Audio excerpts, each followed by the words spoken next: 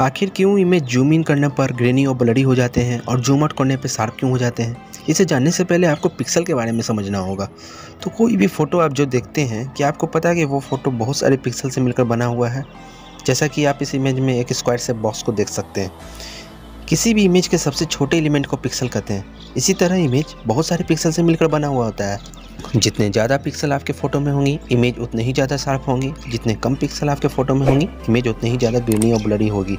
तो जब आप किसी फ़ोटो को जूम आउट करते हैं तो कम स्पेस में काफ़ी ज़्यादा पिक्सल आ जाती है, जिससे हमारा इमेज शार्प दिखने लगता है। और जब आप किसी फ़ोटो को जूम इन करते हैं, काफ़ी कम पिक्सल उस जगह में आ पाती है, जिससे कि हमारा इमेज ग्रेनी और ब्लरी दिखने लगता है।